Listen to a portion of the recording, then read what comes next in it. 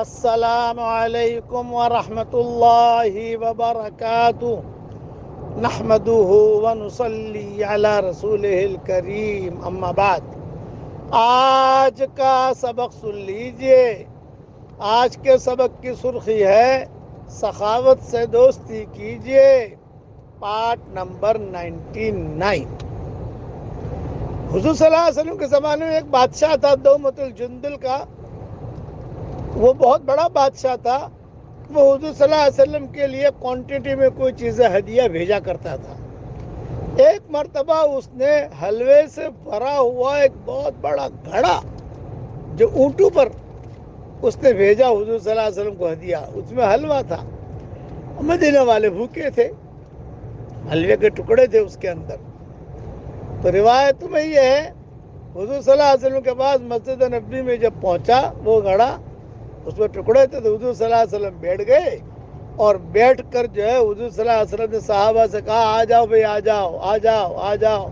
سب نے لائن لگائی اور سب کو ایک ایک ٹکڑا ایک ایک ٹکڑا ایک ایک ٹکڑا۔ حالانکہ گھر والے بھی بھوکے تھے، امہات المومنین بھی بھوکی تھی، بیٹیاں بھی بھوکی تھی۔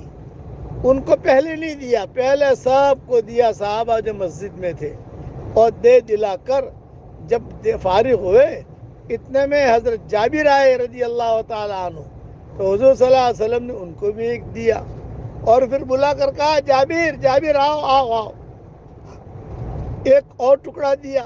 فرمایا ایک ٹکڑا تو تمہارا ہے اور دوسرا ٹکڑا جو ہے عبداللہ کی بیٹیوں کا ہے، یعنی حضرت جابر کی بہنوں کا۔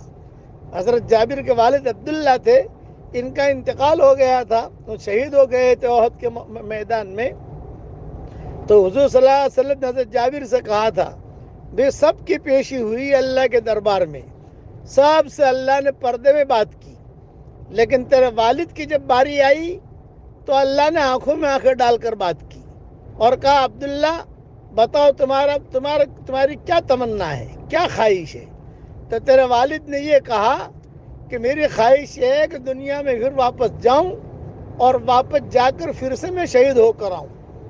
تو اللہ نے کہا نہیں، وہ تو نہیں ہوگا، وہ تو ہو گیا ایک مرتبہ، اور کیا خواہش ہے؟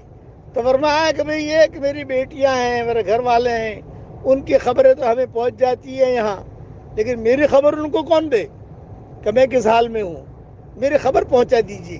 اس پر چوتھے پارے کی آیتیں نازل ہوئی تھی، بَلَا تَحْسَبَنَّ الَّذِينَ قُتِلُوا فِي سَبِيلِ اللَّهِ أَمْوَاتًا بَلْ أَحْيَاءٌ عِندَ رَبِّهِمْ يُرْزَقُونَ فَرِحِينَ بِمَا آتَاهُمُ اللَّهُ مِنْ فَضْلِهِ۔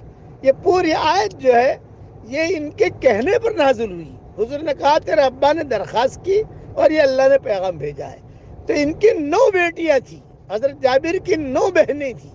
تو حضور صلی اللہ علیہ وسلم نے کہا ایک ٹکڑا تیرا اور دوسرا ٹکڑا تمہاری 9 بہنوں کا۔ ان کی شادی کا قصہ بھی بڑا عجیب ہے، بڑے مقروض تھے حضرت عبداللہ۔ تو یہ حضرت جابر ان کے والد کی لاش پر کھڑے ہوئے رو رہے تھے۔ آپ نے فرمایا کیوں رو رہے ہو؟ یہ فرمایا 9 بہنیں ہیں حضرت میری، ان کی شادیوں کا فکر۔ دوسرا یہودیوں کا مقروض ہوں، میرے والد یہودیوں کے مقروض ہے، اور یہودی جو ہے یہ قرضے میں لینے میں بہت سخت ہے۔ آپ نے فرمایا فکر مت کر، اللہ تعالیٰ یہ سارے کام آسان کرے گا۔ چنانچہ قصے ہیں، یہودیوں کے قرضہ بھی ادا ہو گیا، 9 بہنوں کی شادیاں بھی ہو گئیں، اور سب جو ہے خوشحال گھرانے میں چلی گئی۔ وہ قصے ہیں جو اس وقت میں بیان نہیں کر سکتا 5 منٹ کے اندر، لیکن بڑے عجیب و غریب قصے ہیں۔ ان 9 بہنوں کو حضور اکرم صلی اللہ علیہ وسلم نے یہ حلوہ کا ٹکڑا دیا۔